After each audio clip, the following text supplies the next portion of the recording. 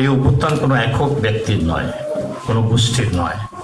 এই অভ্যুত্থান এদেশের আপামর জনগণের।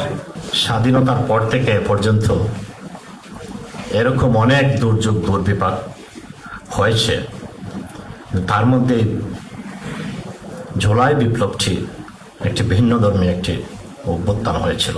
আমরা যে 17 বছরের প্রেক্ষাপটের কথা আমরা আলোচনা করছি বা আমরা জানি, সেই 17 বছরের এদেশের মানুষের অধিকার প্রতিষ্ঠার লক্ষ্যে, ভোটাধিকার প্রতিষ্ঠার লক্ষ্যে,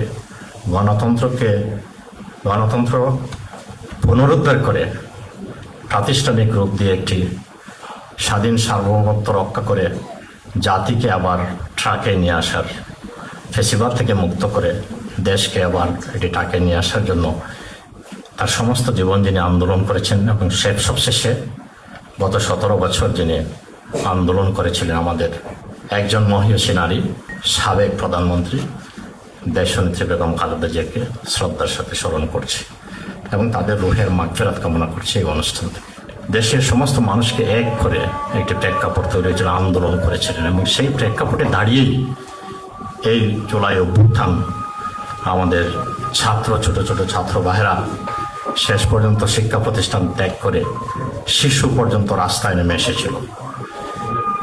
আমি যেন তারেক রহমান সাহেবকেও স্মরণ করি শ্রদ্ধার সাথে, এবং তার যে ভিশন রয়েছে একটি মানবিক রাষ্ট্র গঠন করা।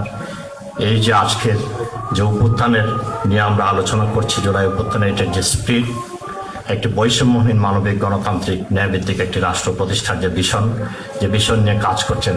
আর আমরা বিডিআরসি সোসাইটি, আমরা সরকারের সেই লাইন মেনটেন করে একটি মানবতার কল্যাণে আমরা কাজ করে যাচ্ছি। তাই এই জন্য তাকেও আমরা ধন্যবাদ জানাই, আজকের কৃতজ্ঞতা জানাই এবং তাকে শ্রদ্ধার সাথে স্মরণ করি। এই অভ্যুত্থান কোনো একক ব্যক্তির নয়, কোনো গোষ্ঠীর নয়। এই অভ্যুত্থান এদেশের আপামর জনগণের। শুধু যদি আমরা প্রিন্সিপাল ধারণ করি তা না, এই সোসাইটিকে ধারণ করতে হবে। আমরা এই সোসাইটিকে ধারণ করে আমাদের মধ্যে আমরা এমনভাবে এই প্রিন্সিপালগুলোকে, এর স্পিডকে আমরা স্ট্যান্ডার্ড করব, যাতে করে আমাদের পরিচয় এই কম্পাউন্ডের ভিতরে আসলে আমরা রেপ্রেজেন্ট। এবং আমাদের কাছে সবচেয়ে বড় স্বার্থ হচ্ছে রেপ্রেজেন্টের স্বার্থ, আমার স্বার্থ নয়, কোনো পার্টিকুলার কোনো দলের স্বার্থ নয়, কোনো গোষ্ঠীর স্বার্থ নয়।